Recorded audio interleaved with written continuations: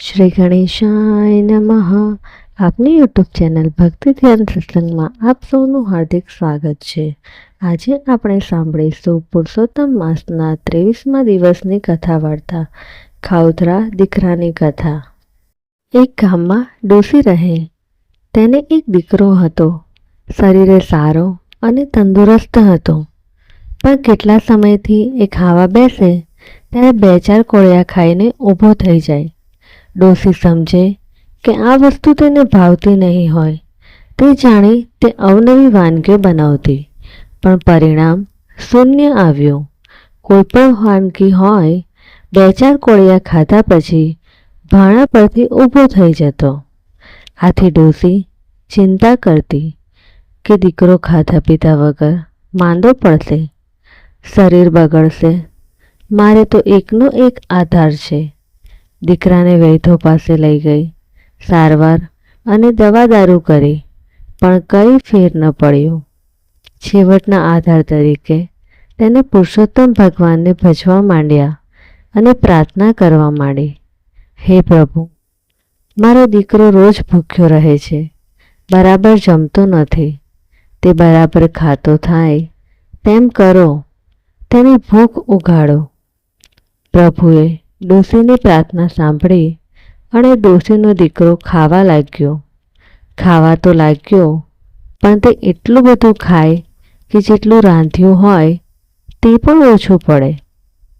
દીકરો ડોસી પાસે વારંવાર ખાવા માંગે.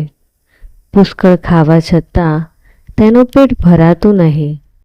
ડોસી વિચારે કે હું કેટલી રાંધું તો તેનું પેટ ભરાય. હવે દીકરાને બદલે ડોસીએ ભૂખ્યા રહેવું પડતું. ડોસીના કોઠીના દાણા ખૂટ્યા, ઘરમાંની વસ્તુઓ ખૂટવા માંડી, ખર્ચ વધતો ગયો. જેમ જેમ દીકરાની ભૂખ ઉઘડતી ગઈ તેમ તેમ ડોસીએ બચાવેલ મૂડી ખલાસ થવા માંડી. દીકરાની ભૂખ ઉઘાડવા જતાં ડોસી ભૂખ ભોળી થઈ ગઈ. ડોસી મંદિરમાં જઈને પ્રભુને પ્રાર્થના કરવા લાગી. હે પ્રભુ, તમે મારા દીકરાની ભૂખ એટલી બધી ઉઘાડી દીધી કે તે ગમે એટલું ખાય તો પણ ધરાતો નથી. માટે એવી દયા કરો કે દીકરો માપસર ખાતું થાય. હવે ઘરમાં કંઈ છે નહીં.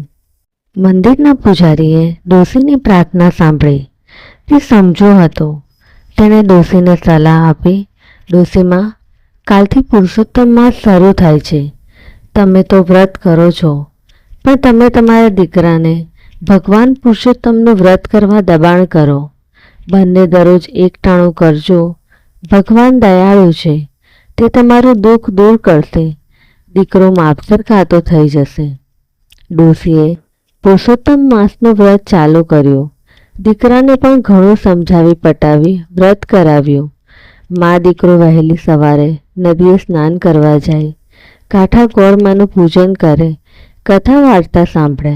આમ થતાં દીકરાની જળબુદ્ધિ ચેતનમાં આવી. તેને સારા ખોટાનું ભાન થવા લાગ્યું અને ખોરાક પણ માપસરનો થઈ ગયો. આથી ડોસીને અનહદ આનંદ થયો. વ્રત પૂર્ણ થતાં ડોસીએ વ્રતનું ઉજવણું કર્યું. બ્રાહ્મણોને જમાડ્યા, તેમને દાન દક્ષિણા આપી. હે પુરુષોત્તમ ભગવાન, હે કાંઠા ગોરમાં, તમે જેમ ડોસી અને તેના દીકરાને ફળ્યા તેમ તમારું પૂજન કરનાર, કથા સાંભળનાર, કથા કહેનાર દરેક ભાવિ ભક્તોને ફળજો અને સુખ શાંતિ આપજો. બોલો પુરુષોત્તમ ભગવાનની જય. તો મિત્રો, આપણે સાંભળી પુરુષોત્તમ માસના 23મા દિવસની કથા વાર્તા. જો તમને વિડીયો પસંદ આવે તો વિડીયોને લાઈક કરજો, શેર કરજો, ચેનલને સબસ્ક્રાઈબ કરી લેજો. ધન્યવાદ.